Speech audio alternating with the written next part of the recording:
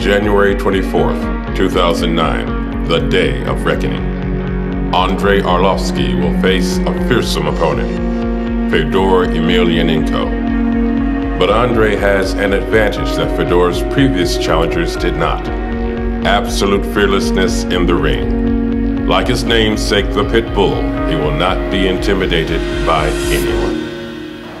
In my opinion, in this sport where you compete individually, mental game is probably 90% of the success. Arlovski versus Fedor, it's a huge fight. I think it's going to be unbelievable. He's an aggressive, great fighter. He's good at what he does, and he's very disciplined. He is an intimidating force when, he walks into a ring, and people have seen what he's capable of. It seemed like that most of the people would lose the fight before they even stepped into the ring with Fedor, psychologically. And Andrei is a completely different person. He doesn't take a fight just to take a fight. Every fight is a challenge, every fight is a competition, and he trains and he puts in his work and effort, both physically and psychologically, in order to win his fights, in order to do his job. He's a professional athlete. His job is to win fights. So he's an exciting fighter. He's a striker.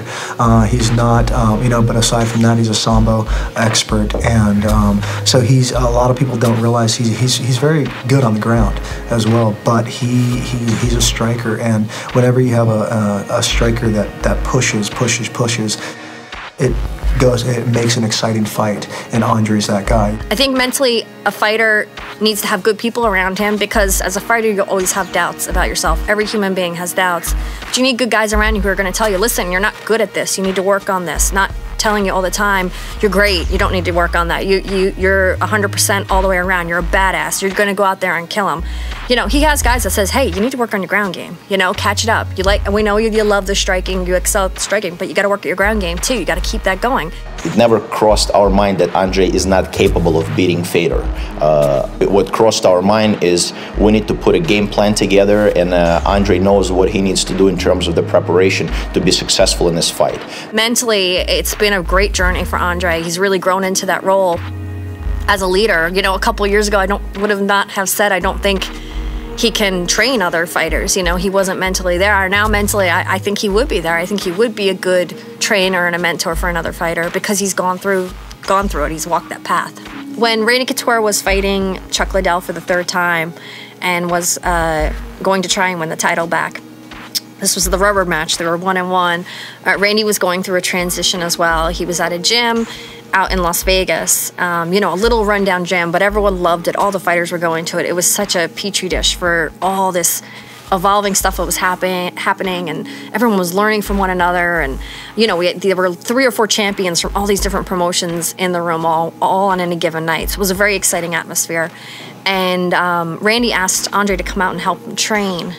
And we're in a room full of superstars, and Andrei and Randy start sparring together as part of the training. And Andrei's really pushing Randy, keep your hands up, Randy, keep your hands up. And Andrei is one of the few fighters that has really brought pure boxing into MMA. All the different fighters have a different meld and a different level of where their boxing translates into MMA. And some of the MMA fighters, they do boxing, but it doesn't quite look like boxing. It's kind of their own interpretation of boxing, I would say. But Andrei tends to, Andrei goes to a straight boxing gym. He really takes the boxing and brings it into MMA to make him work for himself. And there are times when you look in the ring and he's got a lot of style and panache like a straight boxer.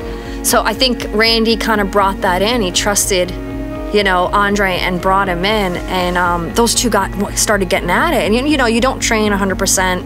You don't go at it 100% when you're training, because you don't want to hurt the person just a couple nights before their fight. But they were, Andrei was really just trying to get Randy to keep his hands up. And I swear to God, everyone in the room just went dead silent, and everyone turned and just watched Andrei and Randy sparring, because it's 2 stars. Boxing requires a whole different set of muscles and stamina that wrestling does. So, I mean, from that standpoint, you know, he's getting the best of both worlds. He's getting, you know, world-class boxing and you know, world-class wrestling, to be frank. I think wrestling is such a mentally tough sport. So just, you know, being involved in wrestling and you know, going through wrestling workouts, it's so mentally taxing on you that I think from there it builds the mental toughness that you need for the sport. He's already mentally up for the fight. He's fine physically, and he's ready to fight 3 months before the fight. But mentally, when he says he's ready, he's ready. As it gets closer, it's almost like you study hard, you take the test, you know you can take the test, and that's all that matters.